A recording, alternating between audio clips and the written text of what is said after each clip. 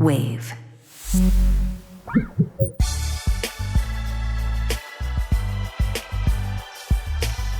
Ladies and gentlemen, welcome to The Right Time, a Wave original. My name is Bomani Jones. Thanks for listening wherever you get your podcast. Thanks for watching us on YouTube. Subscribe, like, rate us, review us, give us 5 stars. You only give us 4 stars. I'm inclined to believe you are a hater. It is Time Machine Tuesday. We are looking back on the 2011 NFL Draft, 15 years out from it. Joining us from Yahoo Sports, we got my man Nate Tice. What's going on, sir? This might be a little too late for our usual discussions. We usually like to end about 2000 when the NFL still had sub 32 teams. This is correct. Is our usual discussions. 31, 30, 29, 28. That's our comfort zone. No, happy to be here. Great to see you, dude. Yeah, nah, man. This time we're going to talk about some dudes who are actually still in the league. Yeah. But we are talking about the 2011 draft, and there's an argument to be made. The 2011 draft is maybe the best one ever. We'll talk about that a little bit later in the show. But I want to start with, and I don't know if you remember it this way, because as I recall, I think you were still in college when this draft went down. But for me, this is as many great players as there are in this draft, and I think that they may end with somewhere around 7 or 8 guys who end up in the Hall of Fame. And that is not including the guy that I think this draft is really about, which is Cam Newton. This was the Cam Newton draft. And I remember when the draft came around, and I think it's kind of it will be difficult to explain to somebody younger what a revolutionary prospect Cam Newton was, but also the fact that the year before, Sam Bradford had been the number 1 overall pick. And that was the first time that the league really leaned in on a spread quarterback being the number 1 overall pick. Like that's how fresh the idea was about a quarterback who did not play in a professional style offense. The idea of taking somebody that high, where even with Sam Bradford, we were like, hey, guys, I don't know. Sam Bradford, quite as kept, was a good NFL quarterback. But it was kind of a, hey, we don't know about that. We get to Cam Newton, 1-season superstar, running a high school offense. But I remember myself when that draft came around, I was like, but I mean, who else are you going to take if you don't take Cam Newton? Like, who are the guys that you're going to talk about? And I say that in one part to say that's somewhat of a laughable statement because I said I think there'll be 7 or 8 guys for this draft that'll go in the Hall of Fame. And on the other hand, if you do this draft again, you're taking Cam Newton number 1, period. Yes, an MVP quarterback. That's the goal of the draft. And you nailed it. That full-on carry the franchise. Yes. Full-on carry the franchise for 7 or 8 years. That's the other thing is even that MVP year, which now gets washed away in history because everyone remembers the Broncos game more than anything. That team was garbage. I mean, the defense was good, but Ted Ginn was probably his best receiver, if I remember correctly. You know, he had some, Olsen and everything. The O-line was solid, but it wasn't like a whole bunch of world beaters on that offense. Cam Newton, though, that year at Auburn we were the same class in high school. And he goes to Florida when Florida was it, sit behind Tebow. He was next in line. Him and another guy in my class, John Brantley. Yes, who threw one of the prettiest spirals I've ever seen in my life. Chris Leak and John Brantley, 2 Florida QBs. But then it was so rare. He goes JUCO, they win. Transfers to Auburn, and right away they're like, yeah, this is the dude. And even at that time, with Malzahn getting there, or Malzahn being the coordinator and everything, calling plays, that was kind of rare to be like, oh yeah, the JUCO guy is it, if that makes sense. Like that, right. That quickly. I mean, he was on his 3rd school. Yeah, usually that's like the last chance. He's going to be competing for this other spot. We have another guy that we like that's been sitting here, and it was so. I remember, I want to say it was a Sports Illustrated article I read in that spring. And they're like, yep, Cam Newton's the guy. What it should be exciting what he does in this offense. Okay. But it was like, wow, that was quick. JUCO guy transferring that quick, and they're just giving it to him. Okay. And then you saw why. You saw he was the entire offense catching touchdowns, the comeback against Alabama. I mean, just anything you can think of. Like just even his teammates on defense are getting drafted because of him. Nick Fairley goes in the top 15 because Cam Newton's leading them to the championship game. It is a force of nature. And like you said, even though there's a lot of guys, and we're going to get into a lot of defensive guys too, this is the goal of the draft, and he was worth it to win that MVP. Who I know the tail end of his career didn't end up, but that's because the Panthers were garbage. before and after Yeah. him. And yeah, that's it. Cam Newton was a force of nature. Hey, so there is an eye test for quarterbacks, certainly, right? Like you and I, we're both still holding on to that last little bit of Anthony Richardson stock, right? But the reason is, I got one flower of Anthony Richardson on Anthony Richardson Island. But it's just like, look at the dude, right? Like it's just, like you don't have to explain it too much. But I bring that up to say there aren't that many quarterbacks that are an off the bus. We got him. Correct. Right? Like just simply looking at the dude get off the bus and you say that he's the quarterback. Oh, okay. John Elway, who I think is the number one eye test quarterback that there has ever been. And I've said that on Twitter and people come back with Aaron Rodgers. No, sir. We're talking about something completely different here. He was so big and the throws look so easy and he could run and everything else where it's just like, oh, no. Like, we're taking it. I don't need to see anything else that's going on. Give me that guy. Dan Marino might have ultimately been a better NFL quarterback. There's a legitimate argument, team success, no matter what it happened to be. But John Elway, who was kind of the NFL Cam Newton from college, like I will carry whoever it is to this place. But when you saw that guy, you're like, oh, him. Yes. Cam was that. Except way bigger. He didn't have the natural throwing motion that Elway did. But in that draft, it's like, I don't think it was any way possible that you were ever going to set your eyes on that guy and know that he can throw at all, and you didn't take him. Again, they were running basically a high school offense, and the NFL said, with character concerns, right, that were not entirely unfounded. Like, it wasn't like I think we're not talking about Aaron Hernandez red flags, but there were some like, hey, I don't know if this guy might need to grow up a little bit, right? Like, those things were there. Whatever, dog. We'll show him how to do stuff, and it cannot be forgotten. He threw for 400 yards in his first game in the NFL, and none of us saw this. If Andrew Luck had been in that draft, as we had expected he was going to be, Andrew Luck would have been the number one pick in that draft. Yes. But Cam Newton was a number one pick. Gracious. Yes. Not by default, basically. It wasn't some quarterback thing. No, I'm glad you said the all bus team, though. Like, that's exactly. I saw him in the NFL, and I went to camp with Cam in high school. And even then, I'm a tall guy. I'm 6'5". You know, like then I was really skinny. But even then, it was like, this dude looks like one of the Vikings. And he's picking up the football to throw it. You know, I knew of guys at some of these camps, but it was just one of those things where I was like, God dang. And, you know, he's always talking the whole time, and he's just there and then I saw him in the NFL. And like you said, I grew up around Dante Culpepper. Yes. And I put Cam above that as far as looking the part. Like he's built like he's. Well, he looked like a new part. Because like Cam Newton is much bigger than John Elway, who, by the way, was a big Cam Newton fan. And if somehow Cam Newton had slipped to number 2, John Elway would have made the selection himself. Felt his height threshold. He was all about those tall quarterbacks. Reminds me a lot of myself. That the people who listen to this show know that's the thing. Those all those player GMs, the great player GMs, you know, kind of reminds me a lot of myself. Yep. That will be the one. But he was that guy in that draft. And then just little did we know that after him would just be a slew and run of Hall of Famers. But I want to stay on that right fast. I almost went past it too quickly. But I don't think people properly appreciate what it was for Cam Newton to be Cam Newton with the Panthers and turn that team into what it was, right? Like, my favorite moment ever still in his first game, he threw an interception and went to tackle Darrell Washington, who was a real live Pro Bowl linebacker, and Darrell Washington slid like he was the quarterback and Cam Newton was the linebacker. Like, he didn't look like there was like, this was before they would let people wear whatever number they wanted.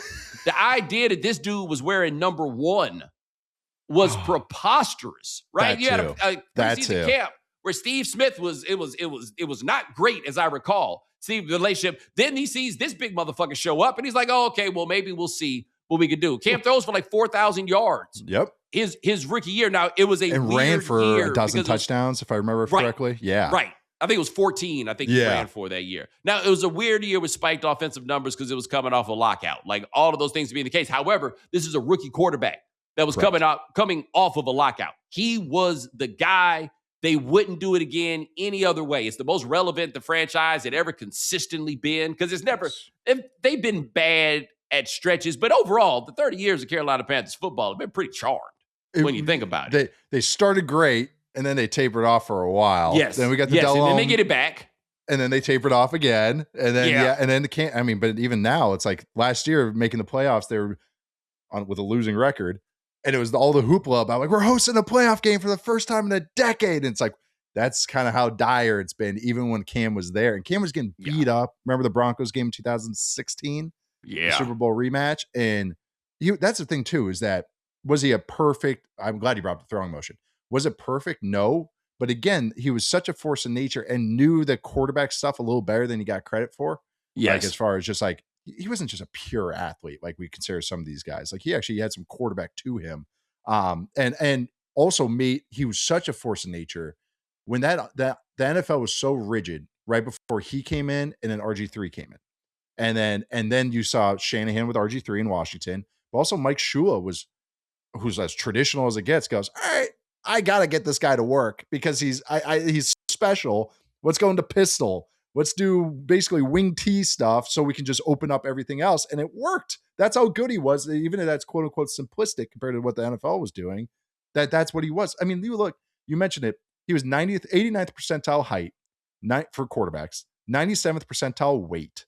He had a 97th percentile broad jump, a 91st percentile 40-yard dash. And this is quarterbacks ever. So it's not like weight adjusted or anything. If I just look at athletes, not even narrowing down just quarterbacks, the athlete that he's most like, this is Cam Newton, is Randy Gregory.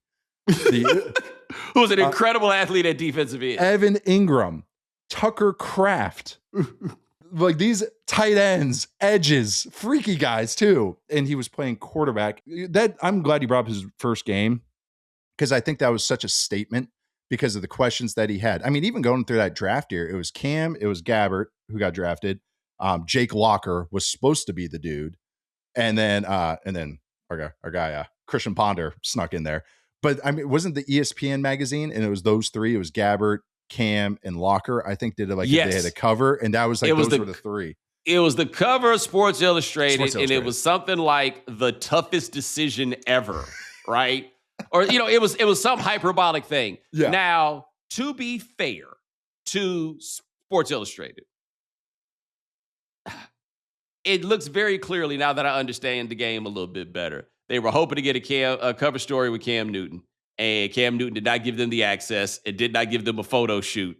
And so they kind of had to cull together a shot out of that, right? So they took file photos and put the three quarterbacks on there. And look, man, white people are not a complex species when it comes to these things. They knew that you could throw it out there and some people would legitimately entertain it, because people did legitimately entertain it. There were the people saying you should take Blaine Gabbert over Cam Newton. Not necessarily that you should take Blaine Gabbert number one, but that you should take Blaine Gabbert over Blaine Gabbert, who was not as good in college as Chase Daniel was at the same school in the same offense. But people had talked themselves into that one. Jake Locker, who I was all about, he was one of those where the more you saw him, the less you liked him. Yes. As a freshman, he's the ultimate athlete playing quarterback. Incredible athlete. Incredible. Athlete. Big. He built like a tight end, but then couldn't hit the broadside of a barn. And then I got early exposure to him in college because we played in the Rose Bowl. So we're watching a bunch of Pac-10 at the time, Pac-10 film. And so we watched a lot of Washington. And I'm watching, I'm like, this is supposed to, even in college, I was like, this is supposed to be the guy that like everyone's been hyping up. Like he couldn't hit a pass, anything past 10 yards. But I'm with you. After his freshman year, especially because he was a big recruit, goes to Washington. That's when Washington was god awful. And but he just never got better. But truly supposed to be a great guy, but all that. But you're not lying though. Like I remember Gabbert still getting hype the month of the draft. Month of the draft leading up to it. I remember reading stuff. I remember watching stuff. And again, I was in college, but I was still checking in on this stuff. And my dad was with teams. And I remember Gabbert was still getting like, well, I don't know. Some teams still like Gabbert over Cam Newton because He, functions more like an NFL quarterback. It's like, really? In that Mizzou offense where he's 8 yards deep in the shotgun? Like, I don't know about that, guys. But yeah, that was still a discussion. And I think Von Miller was kind of considered the surest thing more than anything because he got so much hype. But even he had a couple qualms at the end there. But man, I just really think that was just, by the end, the discussion on that, it's softened so much how we look at quarterbacks because of that just little run of guys in my little generation there. Cam, RG3, Russ, Russell Wilson, like just kind of like what the prerequisites are, not just like scheme or not just like, traits and everything, but also what offenses they ran. Cause like even like Mike Vick, when he came into the league, Virginia Tech was running a pretty, I wouldn't say pro style, but there's more pro style to it than spread it out, zone read every play. It was just kind of a hybrid kind of thing. And even he didn't have as many questions as I thought that Cam did when he came into the league. And again, I was younger, but I still remember these kind of discussions about it. But when you look back and you see, oh yeah, we can work with this 99th percentile athlete playing quarterback, one of the greatest athletes and greatest size guys I've ever seen with one of the biggest arms I've ever seen. Even if it's not perfect, I think, the right decision was made in the end. In a way, he got Josh Allen in here, right? In a way, Josh Allen got Anthony Richardson in here, and not that Josh Allen and Cam Newton were the same college quarterbacks, but they weren't. But it was the same. Oh no, I'll try. Yeah. Like think about, even if it's not in the first round, like all the Tom Savages and the likes that people were like, oh yeah, no, I'll give that a run. Yeah, the greatest college football player ever. Yeah, no, I'll give that a run. And then after him, by the way, this is where this draft gets to be fun. Yeah. There are enough great players in this draft that you have like legitimate who's better discussions of like multiple players at similar positions or like of similar calibers at premium positions in the NFL. Like, so let's talk briefly about the guys who showed, I don't even know if flashes is the right way to put it, but edge rushers from this draft who were really good, but are not in the discussion for being like the top 2 pass rushers. Like Alton Smith, who had more sacks in his first 2 years than any other player in NFL history at the time, as I recall. It just winds up being another guy. If he was normal. Right. But Robert Quinn, a really, really good player that was in this draft. Justin sacks. Houston, who once had 20 sacks in a season. Ryan 112 Kerrigan. sacks. Yeah, right. Like Ryan Kerrigan, really, really good player that's there. However, neither of them is J.J. Watt or Von Miller. Right. And like that's where we get to is like this draft lets you say who you got, Von Miller or Watt, and Watt being I guess Watt is more of an interior rusher than Von Miller was, but even still, like we're talking guys of similar caliber here. Where Von Miller, Super Bowl MVP, Von Miller. Yes. Truly game-wrecking defensive guys. Truly guys that you have to account for every single play, and if you don't, you're dead. and there's 2 of those guys, and there's still this draft class had 5 guys with 100 or more career sacks, and that's not including Ryan Kerrigan, Cameron Hayward, Alden Smith, which we just talked about. Jarrell Casey was in this class. Cam Jordan, Wilkerson. Cam Jordan. Cam Jordan. Yeah, Cam Jordan had 130. He has 132 career sacks. Jeez. Yeah, like there's an argument about which Cam do you take out of the and not after the quarterback Cam. No. Yeah, there's 3 Cams in this class that are like worthy of this. Like I'm glad you brought up Ryan Kerrigan. Ryan Kerrigan was dominant in the Big Ten. Goes pick 16, makes 4 Pro Bowls, and he's like, yeah, pick 16 was fair in this class because there's just so much talent like that could have gone above him. He was a force. No, I'm glad you brought up Justin Houston because he got knocked because of weed stuff. And that was a whole thing, like too, but then he gets in the league. Also, the oldest looking 22-year-old you'll ever see in your life when he got drafted. He's looked like he's 48 since he's been drafted. Yeah. But no, George has always got a couple of those, man. Like George has got a lot of them old souls. Really too. Some in the water down there. Yeah, man. Yeah, maybe it's the Nas from all them driving so fast. Just maybe it ages you a little bit, adds a couple wrinkles when you're cranking it up, going 120. No, JJ, and I played with JJ, and JJ was, right away, the first time I ever met JJ Watt, I transferred to Wisconsin. He transferred to Wisconsin too. He was a tight end at Central Michigan, I believe. And he comes in. We had a shoot around. It was like the first week I was there in the summer, and we did like a little. Oh, we're gonna do like a little basketball challenge. The whole team comes out. All right, shoot around. What final thing? And he does his thing, but then he started rebounding for everybody. And then so he's just sitting there. I think he was in flip flops. I remember backwards hat. And I think flip flops. He rebounds one of my balls, and then he just flat foots, dunks it in flip flops at 6'6", 290 pounds. And I was just like, I remember I asked one of my coaches. I was like, "Who's that guy again?" They're like, "Oh, that's JJ." And I was like, "Okay, interesting."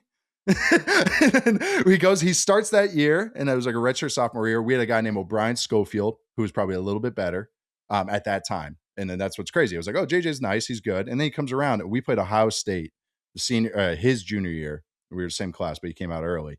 And he gets 3 sacks, gets Terrell Pryor, absolutely dominates the entire game. And all of a sudden I see him starting to get hyped up as a first round guy. I was like, I could see that.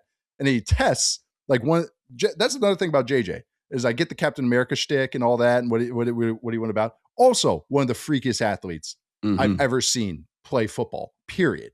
And just also one of the smarter guys. But it was just so crazy to see his rise going from like, oh, a pretty good college player. Oh, no, he's actually a freak. Oh, no, he's actually going in the first round. Oh, no, he's actually going number 11 overall. Like Wade Phillips was like, please let me get this guy, like crying. I think Rex Ryan, they took Wilkerson. Rex Ryan, I read the book Collision Low Crossers, and their coaches were just like chanting JJ Watt because they wanted him to fall. Like Rex Ryan really wanted JJ, but it was just, what if I thought he would be a real good pro? I didn't think he'd be this, and I was around him every day. And I that's no disrespect to him. The fact that he became even better is insane because he was such a good college player already. But again, a guy that gets underrated for his freakiness.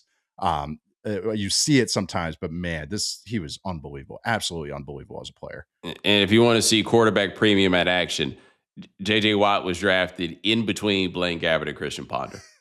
Those were the guys who like bookended him. Ponder in this draft. Yeah, man. I like Christian Ponder going at 12. That's when I realized, I didn't realize it at the time, but it was a sign that NFL coaches really think that Jimbo Fisher is dog shit. Because on one level, it was, okay, well, maybe they think Jimbo does a good job of developing guys, and that's why they go draft them. Or they feel like if they could do what they did in the offense that they were in, maybe they might be first round picks, because it was EJ Manuel winning the first round like a couple years after this, and we couldn't really understand exactly what was going on there. And I just realized, they are just rebuking him. That is the only explanation, because Christian Ponder, Jake Locker, I understood. Blaine Gabbert, maybe. Christian Ponder, whose idea was this? I never saw it once. Like, it wasn't one college game where I was like, yeah, I see getting a shot. Like you said with Jake Locker, it's like, okay, those tools, man, he's supposed to be a great dude. Even when Jameis came out, that actually worked in his favor, that people used that he could tolerate and handle Jimbo as a positive. Yeah. All that stuff that was going around with Jameis coming out and, the crab legs, all that stuff. That was, I remember being in scouting rooms and they go, oh, well, he can handle Jimbo. And he's going to be able to take NFL coaching, like it's no issue. And they didn't mean it as a compliment. They meant it more, or a compliment to Jimbo. They meant more like, no, he can deal with bullshit and he's going to be fine once he gets to the NFL. Actually, I still vividly remember that. It wasn't like, oh, he can operate this pro offense and this wordy stuff. It was like, no, he can tolerate the mind games of Jimbo and all the stuff that he does. But the Ponder one, even then, God, I remember when I was a kid, I was a kid in college. And I remember Christian Ponder's a first round. Well, I guess the NFL teams know a little bit better than me. I'm just 21, and even then, as a 21-year-old, I was like, I don't see this guy as anything more than like maybe Brad Johnson on the greatest day ever, another Florida State guy. As the best day ever, but that was not way out of the outcomes of what Ponder actually could have been. But I forgot about Mike Pouncey. Pouncey was nice. Yeah. How about this? I just went through for the defensive players. We got 10 guys that we would pass rushers a little too broad. I guess we'll just go with down linemen. 10 of them who made Pro Bowls. like you threw Jarrell Casey out there, who I think went from Tennessee to USC, like one of those. But like Jarrell Casey is like a 4 or 5 time Pro Bowler and kind of lost in the shuffle of that which we are discussing. Yeah, 51 sacks, 5 Pro Bowls. Yeah. Like you said, Cam Jordan has 130-something sacks. And he's down the list of this class. Cam Hayward has an on paper fairly unassailable Hall of Fame case. Yep. I don't know how much thought anybody has really given as to whether or not he is a Hall of Famer. I'm not saying that as a judgment. I'm just saying that at this point, there were so many guys that came out of this draft. By the way, Cam Hayward and Cam Jordan still playing for the teams that drafted them. Yeah. And like when I say still playing, like playing. Yes. Hayward was an all-pro 2 years ago. Yes. It was like playing, not just playing snaps, impacting the game, and also just not missing any time, which is also a freaky thing in its own right. Right. And these are the other guys in this draft. But coming up next, we got some more guys in the draft to talk about. And the question is this the greatest draft there ever was? You can predict the playoff action all the way to the finals with FanDuel Predicts. All you have to do is sign up to get your $25 bonus. Follow all the playoff dishes, swishes, wishes, and misses. Every move is a potential plot twist. Predict the spread, the total points, and even the game-winning moments that make the playoffs. Where one run, one rebound, one shot changes everything. From opening tip to the final buzzer, stay locked in with every pass, every play, and every moment that moves us closer to crowning a champion. Sign up now for your $25 bonus on FanDuel Predicts. Offered by FanDuel Prediction Markets, LLC, a registered futures commissions merchant. 18 plus. Bonus is non-withdrawable and expires 7 days after receipt. Trading derivatives involves significant risk and may not be suitable for all investors. Manage your activity with our consumer protection tools. Restrictions apply. See terms at fanduel.com/predicts/bonus offer terms. Offered by FanDuel Prediction Market, LLC, a registered future commission merchant.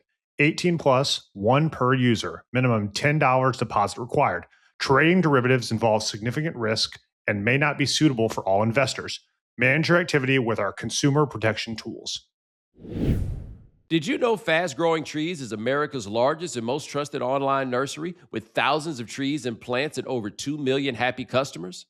They have all the plants your yard or home needs, including fruit trees, privacy trees, flowering trees, shrubs, and houseplants, all grown with care and guaranteed to arrive healthy. It's like your local nursery, but anywhere you live, with more plants than you'll find anywhere else.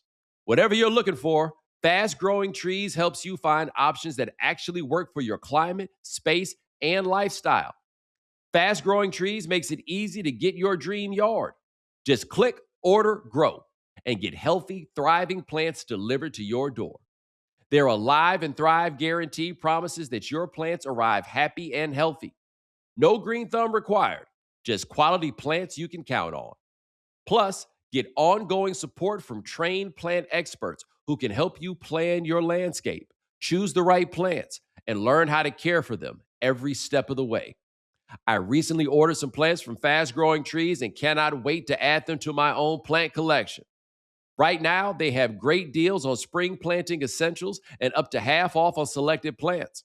And listeners to our show get 20% off their first purchase when using the code Bomani at checkout. That's an additional 20% off better plants and better growing at fastgrowingtrees.com using the code Bomani at checkout. Fastgrowingtrees.com, code Bomani. Now's the perfect time to plant. Let's grow together. Use Bomani to save today. Offer is valid for a limited time. Terms and conditions may apply. All right, we are back with Nate Tice. Another fun who's the best in this draft. DBs, one, you kind of saw it coming forever. Like you saw it coming when he was a junior in high school. And the other one, you had to get proof of concept of. That first one would be Patrick Peterson. The second one would be Richard Sherman. These guys are in the same draft. To me, Patrick Peterson is maybe the best athlete I've ever seen play quarter. Like that whole speed to power thing that people talk about. Like I feel like he is the physical embodiment of that concept. And then on the other side, you can say whatever you want about the scheme that they ran in Seattle and everything else. Richard Sherman got it done. Yes. And I agree with him on his outlook of, and I turned it around. Like I tricked guys into throwing picks and I brought the ball back the other way. Richard is one of these. Well, Richard Sherman led to more bad draft picks than probably any other player because everyone tried to copy the Seahawks Legion of Boom for about 8 years. And they just looked at Sherman and were like, oh, long arms. Okay, let's go after everyone with long arms. So it was like, well, he's kind of his own thing. Like, he truly is his own thing. Like, I've been struggling to find a historical comparison ever for Richard Sherman, not just like former receiver or anything, but just size. Wasn't his athleticism was his ball skills. Like, like his body control and ball skills as opposed to speed, twitch, all those. Converted receiver. Converted receiver. That's right. While Patrick Peterson was, I agree with you, one of the freakiest corners I've ever watched. I would say him and probably Ramsey. Ramsey was kind of his own thing too, but like and Deion Sanders right fast. Just have to throw that one out there. Yeah, him. Maybe, but the thing is, Deion just wasn't nearly as big as these guys were. No. And even like Champ Bailey wasn't as big as these guys. Like, monster. Yeah. Like Peterson's what, 6'2", all 6'2". I remember he has long arms. I remember that. And then also returns punts, which I also think is like a barometer for real athleticism. As like, if you're a stud, I mean, I'm not saying anything new here, but if you're a stud position player and you're a dynamic returner, I treat your athleticism as something a little different. That's why there's the Randy Moss Award in college, and it's for punt returners. Deion returning, Patrick Peterson returning, like those. Okay, get our best player with the ball in his hands, even if he plays corner. Yeah, Peterson was 6 foot. He was 219, 99th percentile weight of all corners all time, 32-inch arms, 4'3", 140 at 219 pounds, and this dude was returning punts and locking guys down in man coverage and playing for a garbage ass franchise while doing it with no help around. I know they had some success when the Arians got there, but man, he's kind of a forgotten guy. Maybe not amongst me, you, and guys that watch around this time, but he's kind of starting to get lost a little bit. I've realized, because this guy was a 3-time All-Pro, 8-time Pro Bowler, played over a decade. Like, that's a Hall of Fame resume for a corner. It's a no-brainer to me. Yeah, and I don't think anyone treats him like that. I they will once his time comes and everything, but like right now in this little window, I think he's kind of just getting lost a little bit in the shuffle of kind of like historical guys. Like, I think Pro Bowl count can get weird because you throw a Pro Bowl count at me about Jason Witten, and I stand on my hill stronger than ever that is not a Hall of Famer, right? It's not. However, and the thing about corner's not a position where dudes rack up a bunch of Pro Bowls, because that is a young man's job, right? Like, there's a level at which you kind of got to get good, and then your time to stay good before the physical fall off. The window is very short before you wind up going to safety or whatever it is. You are an 8-time Pro Bowler at corner. You were doing it. Yes. Period. Yes. Absolutely. Yeah. Great point too. Like, because corners too, it's like usually it's a hard position to learn, like as far as they adapt to the NFL. Usually it takes a year. It's a year 3 position usually. So if you're impacting it early, and then if you're a solid corner after 30, that's a miracle. Most guys, once they hit 30, that thing drops off a cliff. And so it's the Vince Carter theory. It's the really good athletes age a lot better. The real big guys, they can become better role players as they get older. But I agree with you. Like, usually those peaks are 2 years. And that's why even Sherman being a tolerable, like even when we went to the 49ers, was like a solid player, is because he became the old man at the Y that just had great size. And he was just like, all right, I'm just not going to get out of position, even if some of these faster, speedier guys are going to get me. Like, he couldn't tackle a slot guy and save his life. But his age well, but Peterson too. Think about this. Think about this, Revis. Darrelle Revis was in the Hall of Fame at 38. Yeah. He got in. Wow. But it's not like it felt like he had a short lifespan. Yeah, like Roberto Clemente or something, where it's like, got in and got out. 30, yeah. Because, he was at Pitt in the mid. Yeah. you just fucked me up right now, but look, they should put a statue of him in front of the Players Association offices. Nobody went in, got their money, got their ring, and got the fuck out. Yep. Like Darrelle Revis did. And got a nickname, got the respect of his peers. Randy Moss is saying he's the best corner he ever went against. Like, that's enough for me. If he went against Deion, he went against the guys, and he said, no, Darrelle Revis, that's the one guy. For Moss to say that, for Randy to say that, that's saying something. And then gets an all-time nickname. And then it's like, okay. And everyone's on the same page with Revis too. Everyone's just like, yeah. Awesome. Yeah, there's okay, move also on. Strong like bull. That was the thing with him, is that he's redirecting you off the snap. and there's really nothing you can never do out with of him. whack. But also, another college guy that returned punts. See, there we go. The best is there. So also in the 2011 draft, I just want to say this quick because Ryan had posed this as a question. I'm curious what you think because I don't think it's that close, but it's the Julio Jones versus AJ Green, where AJ Green to me was a very good, not quite Hall of Fame receiver. And the Hall can be weird about receivers and when they ultimately let them in. And Julio Jones has that weird no touchdown thing. However, that boy is going to the Hall of Fame. Yeah. Period. Yeah. And also in the Hall of Fame too, his reputation. Like, and Julio has that a little bit more than Green. I agree with you. Green is very good, had a nice little kind of 4 or 5 year kind of window where he was very, very good. Didn't make no first team all pros for a reason, while Julio has 2. But Julio has that kind of, I mean, it's I don't want to knock AJ Green because he was great, but it's Julio. He also played with Andy Dalton. Yeah. Shit, he might get in now that I think about it. I know because no all pros hurts, and there's a lot of receivers backing up right now. Like there's such a glut of those guys. But Julio had again like the 300-yard game or whatever he had against Carolina. Like he has those games. He has the dunk over Luke Kuechly, where he's high pointing over him. He even has like a play he has the play in the Super Bowl when they lost, when he's on the sideline catch, what would have been one of the greatest catches ever if they win. He has like just those moments. Maybe it's the AJ Green Bengalsness of it, but Julio Jones has the Falconness of it. Fair.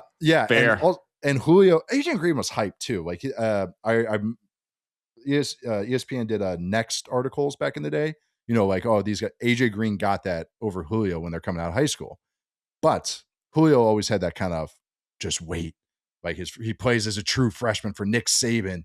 Nick Saban recruited him. He just held out his rings and says, you either win one of these or you don't. Like there's all these, like, there's like mythology about Julio. And I think to me, whether that's a narrative thing, that to me, and also just the force of nature moments is more Hall of Famer caliber to me. So I think it's actually pretty easily, I would say Julio over AJ Green, as much as I love AJ Green as well. Yeah, no, but it's still both of those guys in the top 10 of the same draft is kind of nuts. That top 10 also had Tyron Smith in it. Basically, as long as you took a quarterback that didn't take a quarterback who wasn't Cam Newton, you was straight early in that draft. But Tyron Smith is the one that offensive linemen talk about with just a reverence for the athleticism. All-timer. And also played right tackle in college. Drafted at 20, super young. Signed one of the craziest pro deals ever with his extent. He signed like a 9-year deal, 7-year, 8-year deal, like an NHL contract or like a Juan Soto contract. But truly, I mean, this guy was 320 and had abs. Like that was, I mean, there's not many offensive linemen that get the picture treatment.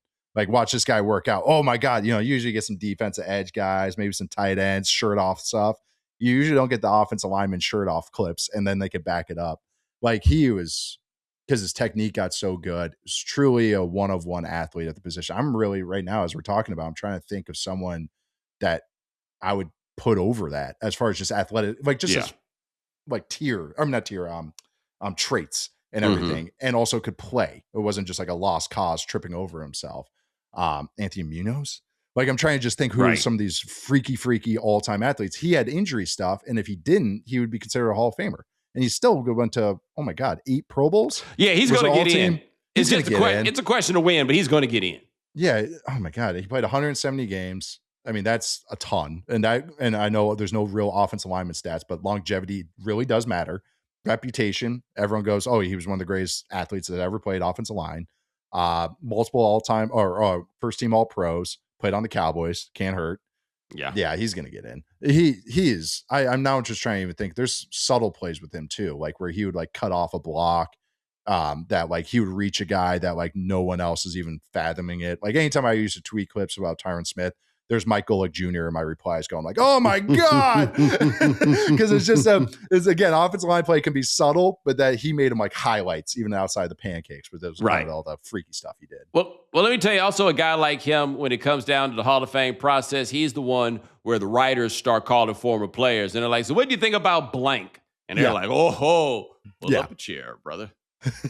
Just wait till you see that kick set. Wait till you see that. Yeah, let me tell you about that. It's like no, you can't. You got to understand what we're talking about here, right? Like, and that'll get you in the Hall of Fame. Like, so for example, We're gonna talk about this a little bit later when we do some like draft comparison, but like Jimbo Covert is in the Hall of Fame with something like 3 or 4 Pro Bowls, right? Yeah. The resume is not there, but clearly his peers were like, oh, no, that one was different. Great. Bo, that's a perfect comparison because he was like considered an all-time freak. And he had the Pitt stuff where they had that offensive line in the 80s, where he was the leader of that. He was the big recruit. He was a wrestler. Like he did WWF stuff back in the day too. So he had that going for him. And like another guy, he might be one of the other, I mean, the offensive lineman then weighed 280, but another old lineman with abs kind of thing. That's a great, because he didn't have a super long career, but it was one of those very impactful careers. And everyone was just like, and everyone talks. And when I was working at Pitt, you brought up Tom Savage, which made me crack up because he was one of the quarterbacks we had at Pitt when I was there. But when Jimbo, they still talk about Jimbo as just like the pinnacle, like of all those players there. They're like, no, he's the Pitt guy right there is Jimbo. So, yeah, they had a run. Pitt was like what Miami was before Miami was, like USC also. Like those are the ones that get lost. But Pitt, there's really no explanation for why it is that Pitt just couldn't stay good, right? Like I don't have the great answer for how that happened because that area produced dudes, and they were like 1980s Pitt football was a thing, guys. I mean, they still Darrell Revis, Sean McCoy, like they still Larry Fitzgerald, they still had dudes. Oh, the O-line, I think Dan Marino played with 3. Bill Fralick. Yep. Mark May. I feel like there's one more. I'm blanking, but he played with like 3 or 4 legit Pro Bowl offensive linemen. And then they had Tim Lewis. Russ Grimm. Russ Grimm was the other guy. Hall of Famer. Ricky Jackson. They had freaking Hugh Green, who was an all-time great college football player. Heisman finalist as a defensive player, if I remember correctly. Yes. They had some dudes. And my dad got recruited by Pitt. And what's his face? Jackie Sherrill left, I believe. Yes. Yeah, he went to Texas A&M. Texas A&M. And and I think that was the reason he didn't end up going. But like that, like Pitt, because the Pitt was the shit. I mean, you got Tony Dorsett. I mean, they claimed national championships. They were playing Georgia, where they're ranked second, like in the Sugar Bowl, like all that stuff. Like, beat them in that Sugar Bowl. Yes, they were unbelievable. It was cool. The Pitt football history is pretty cool. Like if you ignore the 90s. Yeah. And then, the Larry year was fun. And then, it kind of just they always were a school though that even if they wasn't winning a lot, they always had a couple dudes. Always. Right. Like that was, I mean, like even in the 90s, you get Sean Gilbert as an example of a guy, Antonio Bryan in the early 2000s. Like they always had a dude. By the way, on this draft, I just forgot about a guy I want to send a shout out to. I know it's going to sound crazy, but shout out to Andy Dalton, who, if you think about it, all-time great productive second round pick. Like it was the Bengals shopping in the bargain bin, and it put a ceiling on what they could do. But they immediately became playoff good when they drafted A.J. Green and they let Andy Dalton play quarterback. Like it actually worked out pretty well for them in some ways. They returned to credibility. The Andy Dalton tier. That's kind of what he was the king. That king of the. I mean, who is it now? It was Kirk Cousins for a little bit. Yeah, like just whoever that kind of quarterback 16 to 19. Yeah, can you win with him or not? Yep. And Andy Dalton was, again, another guy that I have college experience with. We played TCU in the Rose Bowl. And he took a zone read for like, I don't think it was a score, but like a first down. And I remember just being like, this asshole zone reading us. God dang it. I was like, this guy shouldn't be doing the zone read against us because he was an okay athlete college-wise.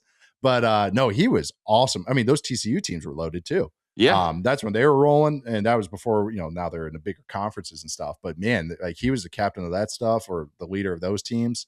He had a nice, good career and played right away too. He did. That's it. Walked right out of Texas, right out of TCU to be like you couldn't win with him, but pretty good NFL career. Yeah, for a second rounder. Still going, by the way.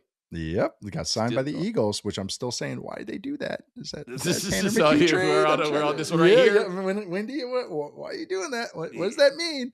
Yeah. Also, those Bengals teams were loaded. They were. They just had Andy Dalton at quarterback. I feel like I just completely undercut started with my the compliment whole thing. with them, and then you said the downside of having Andy Dalton at quarterback. I just completely undercut my whole thing. Now, I was going to raise the question, and I think it's still a question because the depth of this draft was so impressive as to whether or not the 2011 draft is the greatest of all time. Like, I think it probably winds up being 7 Hall of Famers. I think. What other ones do you have up there? Like, okay, as far so as I don't have Cam going.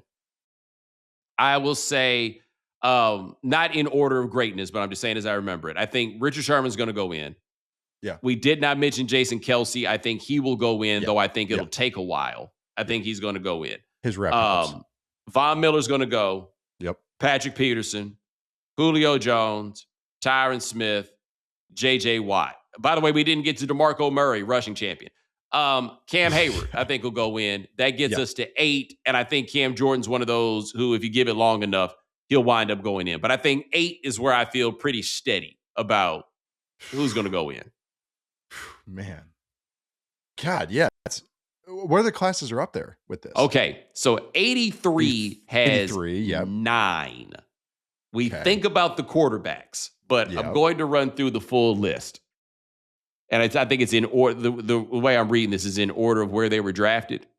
John Elway, Eric Dickerson, Jimbo Covert, Bruce Matthews, Jim Kelly, Dan Marino, Darrell Green, the newly elected Roger Craig, and Richard Dent. Oh, Richard Dent. Yeah, that's right. Former Seahawk. Okay. That's a lot of guys. And not even just including all the quarterbacks. Yeah, man. There's Darrell Green. Talk about athletes at the corner position. H-Town, by the way. H-Town, by the way. Let me go ahead and make sure we throw that out at here. 40 years old. Like, you know. At 40, playing at his size, in the era in which he played, playing corner. And you know what else he did? Return punts.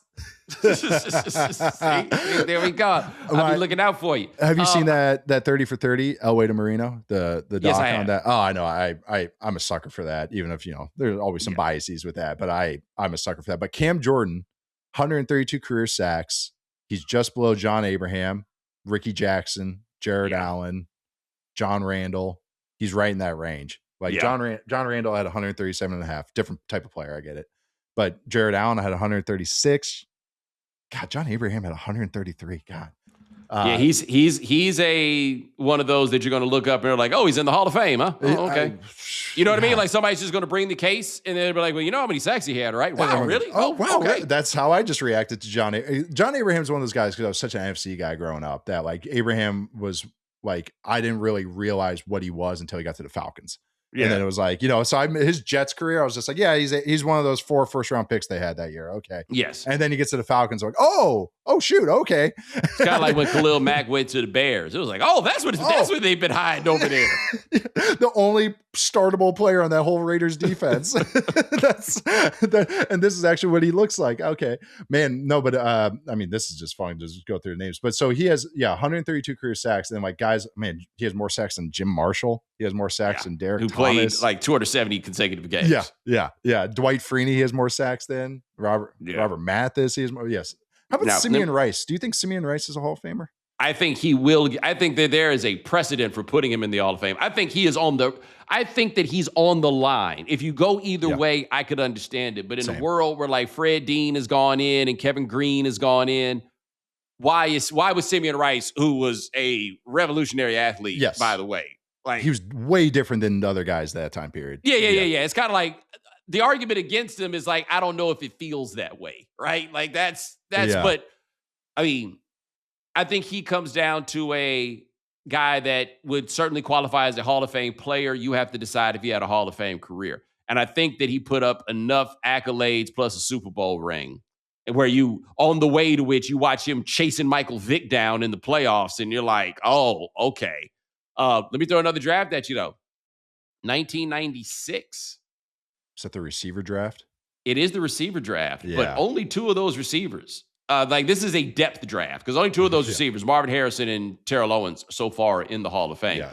But the Ravens drafted 2 Hall of Famers that year, Jonathan Ogden and Ray Lewis.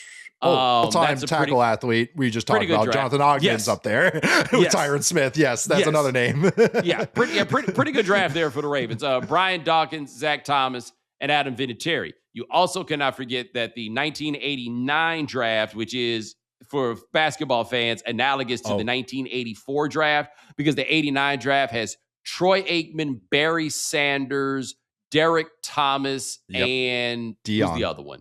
Dion are your four of your top 5 picks. Yeah, and then the other guy was the tackle for the Packers. Tony Mandarich. The incredible bulk. The incredible bulk. Tony Mandarich was the first guy that America looked at and was like, I know why he's that big. Okay. Like, I think I know what the answer is. I know apparently the Packers did not.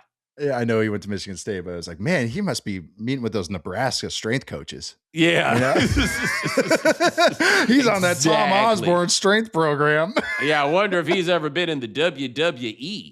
Yeah. But let me tell you what's wild about the 96 being the receiver draft that is interesting. Just about all of them panned out. Yep. Keyshawn Johnson, but not necessarily Hall of Famers, right? No, Keyshawn Johnson, Terry Glenn, Eddie Kennison, Eric Moulds, Bobby Ingram, Musa Muhammad, Amani Toomer, Jermaine Lewis, Joe Horn. Like, those are all really good receivers. Joe Horn. Yeah, it just turned out only a couple of them were like truly of the Hall of Fame caliber, but I don't think any of those teams. Now, the Jets took Alex Van Dyke, whom I've never heard of. I don't think they were that happy. Brian Steele for the Chargers. I don't think they were that happy. But just about everybody that went shopping for a receiver came back with something they could feel good about. Man, but even the other guys in that class, Zach Thomas was in this class, Brian Dawkins. So 2 kind of very, I don't want to use the word iconic, but maybe were players that at that time period were, they were the dudes. I mean, they really were. Willie Anderson, who should be a Hall of Famer. Teddy Bruschi. Eddie George. Eddie George was in this draft. Yeah. Lawyer Steven Malloy. Jackson. Oh, Steven Jackson. I mean, not Steven Davis. I'm sorry, Steven Davis. Steven Davis. Even another good name. Mike Allstott. John Runyon. John Runyon. Yes. God, they're hold on. Leroy Glover. Really good player. Yeah. Who else? Man, I'm glad you brought up Steven Davis. That bunch of memories just came back there. Kevin Hardy. Shout out to Michael Westbrook. You remember that? We haven't even mentioned the number 1 pick. We mentioned, I think you already said it. Keyshawn. Yeah, we mentioned Keyshawn. 24-year-old receiver going number 1. Hey, look, Keyshawn was a good player. And it's funny that you mentioned that because Simeon Rice is in this draft. Simeon Rice, another one, yes. Kevin Hardy and Simeon. The top 4 of this draft was actually a really good top 4. Keyshawn Johnson, Kevin Hardy, Simeon Rice, and Jonathan Ogden. You could do worse. Tim Biakabatuka. Yeah. Top 10 pick in this draft. Ricky Dudley, who I thought was going to be the greatest tight end in the history of mankind. I remember him. He was Ohio State, right? Yeah, he was a beast. He was. I'm glad he brought Musa Muhammad because I literally was watching Musa Muhammad. I literally was watching his highlights last week because I was trying to find a comparison for Denzel Boston in this draft class from Washington. And Musa was who I kind of came to, was Musa Muhammad, which I think if you have that career, you're very happy with that. And he's just another one of these receivers because there's so many in this class. Because even the background of some of these guys, like Terrell Owens, Tennessee Chattanooga, like that's not a very common spot to find a Hall of Famer. Like Marvin Harrison at Syracuse, they were a lot better than we would consider now, but still coming from there. Ogden was such a cool background with the discus throwing and all that. Like he was a track athlete, and he's legitimately all of 6'9". Like he's truly NBA height and one of the greatest athletes to ever play tackle. The picture of Ogden playing at that little bitty super fancy private school and them poor children having to try to deal. And if you can find that picture, they made even we taping this in enough advance that they can put this onto YouTube. If you look at that picture of Jonathan Ogden pulling on that play, I know exactly what you're talking about. I personally would have gone down in a heap before he got anywhere near me. He was, and we're talking about all bus teams. Like it's hard to top that. Yeah. Like as long as you can't, like you might get thrown off because he got a lot of dork in him. Yeah. Well, that was his big knock that he's too soft. He was too soft. He was too soft. But it was like, well, he doesn't. It never came up. Yeah, and it never came up. It was just always he was a locked in all pro. That's how I remember him, anyways. Yeah. That's the thing. It's just like I don't know if he ever had to get to the place. You know what I mean? Like who's challenging him at that point? Yeah. It's just like, okay, but like, look at how long my arms are. Yeah. Like nobody gets anywhere near me. I know. So much crazy. That offensive grittiness, and this is a side, but with like offensive linemen, that's something that people overrate when they're scouting a lineman is they think everything's like the Blind Side movie where the guy's getting pancaked 20 yards off the field. And it's like, You never see that. It's like good offensive line play is so boring. And I think that's why people don't like to watch it. I get it. But like the best guys are just run a guy by. It's like he's not even being challenged. And that's a very good thing. It's not all about the power bombs and the rock bottoms that you can do on those guys, because that doesn't really happen in the NFL. Sorry. Thank you for my little tangent there. Nah, you're all good, man. So I do think I've decided second best draft, 1983 is number one. We'll see how this one all turns out. That's Nate Tice. Check him out. Yahoo Sports, covering the NFL. My brother, I appreciate you. Thanks for having me. Always fun going down memory lane with you, Bo. Hey, man, I appreciate it. And ladies and gentlemen, thanks so much for joining us here on The Right Time. We do this 4 days a week. Ryan Brumley handles everything behind the scenes. Thank you, sir. Hit the voicemail line, 323-596-7767. Remember, follow The Right Time. Subscribe, like, rate us, review us, give us 5 stars. You only give us 4 stars, I'm inclined to believe you are a hater. And we'll talk to you guys in a couple of days. Take it easy.